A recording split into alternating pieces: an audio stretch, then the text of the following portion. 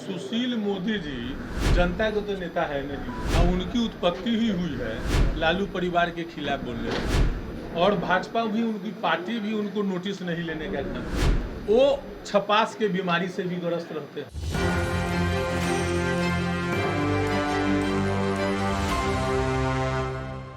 नमस्कार, मैं मनीष और आप देख रहे हैं एक न्यूज़ 24। बिहार सरकार के सूचना प्रौद्योगिकी मंत्री इजराइल मंसूरी ने एक बार फिर से भाजपा और सुशील मोदी पर हमला बोला है। उन्होंने सीधे तौर पे कहा कि सुशील मोदी की बातों को तो भाजपा वाले सीरियसली नहीं लेते हैं, तो आरजेडी वाले फिर कैसे लेंगे।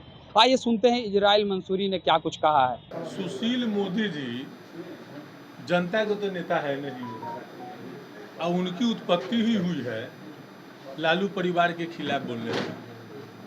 और भाजपा भी, उनकी पार्टी भी उनको नोटिस नहीं लेने का काम करती है। वो छपास के बीमारी से भी ग्रस्त रहते हैं। वो चाहते हैं कि एन किन प्रक्रियन किसी भी तरीके से हम अखबार और मीडिया के सुर्खियों में बने रहें। अगर उनको भाजपा, उनकी पार्टी भी गंभीरता से लेती तो उनको सेंट्रिंग पोस्ट में उनको दिल्ली नहीं भेज दिया जाता। और उनका एक ही काम है, बिना लालू परिवार के नाम लिए उनको अन्न नहीं पचने का काम करता है।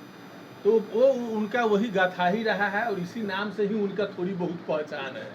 दूसरा कोई उनको न जनता के वो नेता हैं और न पार्टी में उनको तवज्जो देता है। इसलिए उनके बात को हम लोग बहुत गंभीरता से नहीं लेती है, न हम लोग लेते हैं न बिहार की जनता लेती है। मंत्री जी, सम्राट चौधरी कह रहे हैं कि जो भी एविडेंस है वो तो जदयू ही दी है, तो फंसाने वाली तो जदयू ही है।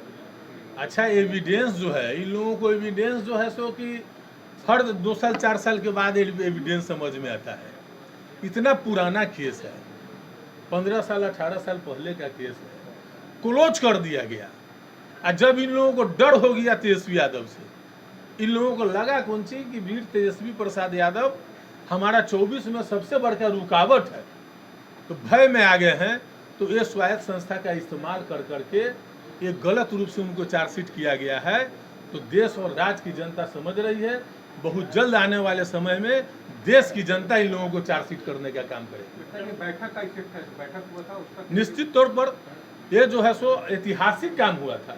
माननीय मुख्यमंत्री श्री नीतीश कुमार जी और माननीय उप मुख्यमंत्री श्री तेजस्वी प्रसाद यादव जी और राष्ट्रीय जनता दल के राष्ट्रीय अध्यक्ष आदरणीय लालू प्रसाद यादव जी ने साबित कर दिया कि पूरे देश में विपक्षी एकता को पटना में ला करके, और राहुल गांधी भी आए, तमाम पार्टी के लोग आए। इन लोगों को काफ़ी डर और भय सता रहा है कि हम 24 में जा रहे हैं। इसलिए डर और भय से ये लोग जो है सो कि गलत उपयोग कर रहे हैं स्वायत्त संस्थाओं का।